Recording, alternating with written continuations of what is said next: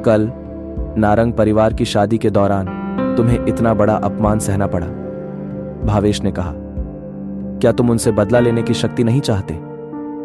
क्या तुम नहीं चाहते कि तुम्हें वो रुतबा, वो शोहरत, वो ताकत मिल जाए? भावेश ने अपने चालाक स्वभाव का इस्तेमाल कर शिवम से अनुनय किया, लेकिन इसके बावजूद भी शिवम ने सिर्फ अपना सिर हिलाया और कुछ नहीं कहा। मुझे पता है कि तुम मुझसे अपने दिल की गहराई से नफरत करते हो। तुम चाहो तो जीवन भर मुझसे नफरत कर सकते हो, और मुझे अपने पिता के रूप में स्वीकार नहीं करना चाहते हो तो वो भी मत करो। भावेश ने गंभीरता से कहा, केवल एक चीज है जो तुम्हें करने की जरूरत है, वो है शाह परिवार में वापस आना और अपने दादा को पहचानना। फिर तुम शाह परिवार से वो लेने में सक्षम हो जाओगे जो तुम चाहते हो, और उस शक्ति के साथ तुम जो चाहो वो कर सकते हो। दिखने में इतनी सिंपल सी शर्त है, पर ये एक बहुत बड़ा मौका है जो तुम्हारे लिए शोहरत और ऊंचाइयों के सारे रास्ते खोल देगा। क्या तुम अब भी इसे स्वीकार करने को तैयार नहीं हो? शिवम ने स्पष्ट रूप से कहा, मुझे आपकी सहायता की कोई जरूरत नहीं है। मैंने वास्तव में तब तुम्हारे और तुम्हारी मां के साथ गलत किया था, लेकिन अगर तुम मेरी जगह होते तो शायद तुम भी ऐसा ही करते। एक आदमी जीवन में सब कुछ खो सकता है, हालांकि केवल एक चीज जो उसे नहीं खोनी चाहिए वो है वो शक्ति जो उसके हाथों में है। शिवम ने अपना सिर हिलाया और बेहद निराशा में आह भरी।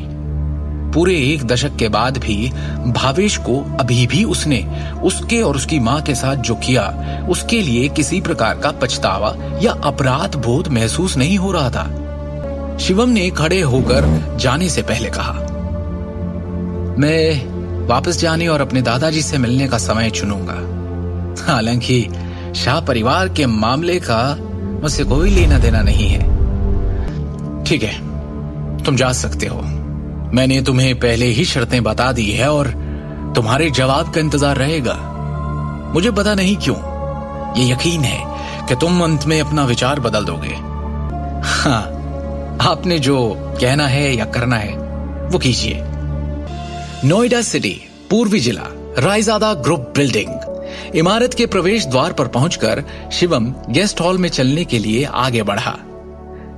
सर, क्या मैं पूछ सकती हूं आप किसे ढूंढ रहे हैं? रिसेप्शनिस्ट ने विनम्रता से पूछा।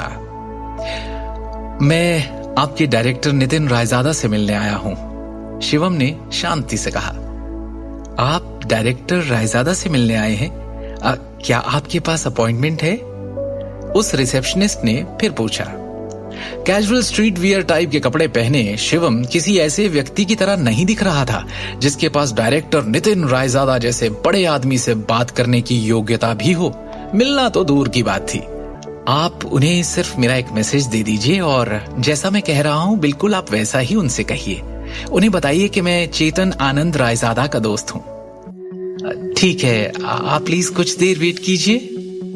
भवन के दूसरी ओर डायरेक्टर के ऑफिस में एक असाधारण स्वभाव वाला एक मध्यम आयु वर्ग का व्यक्ति कुछ डॉक्यूमेंट्स और फाइल्स की जांच कर रहा था।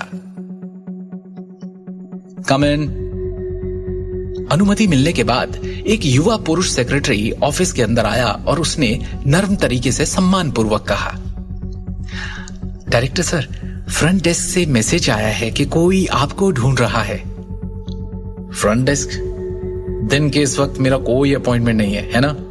देखो, वो जो कोई भी है मुझे नहीं अपने लिए परेशानी ढूंढ रहा है शायद, और इसके लिए तुम्हें यहाँ आने और हर वो इंसान जो मुझसे यहाँ मिलने आए उसके बारे में मुझे बताने की जरूरत नहीं है, समझे?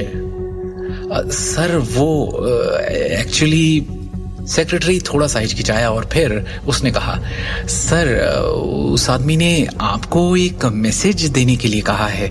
उसने कहा है कि वो किसी चेतन आनंद रायजादा का दोस्त है। मुझे लगा शायद आपका कोई फैमिली मेंबर है या कोई रिश्तेदार जो आपको ढूंढते हुए आया है, इसीलिए सर मैं रिपोर्ट करने आ गया।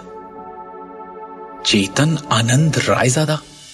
आगे की कहानी जानने के लिए देखिए अगला एपिसोड सिर्फ पॉकेट एफएम के यूट्यूब चैनल पर, और शिवम द हिडन वॉरियर के सारे एपिसोड्स को सुनने के लिए डिस्क्रिप्शन में दी लिंक से डाउनलोड करें पॉकेट एफएम ऐप।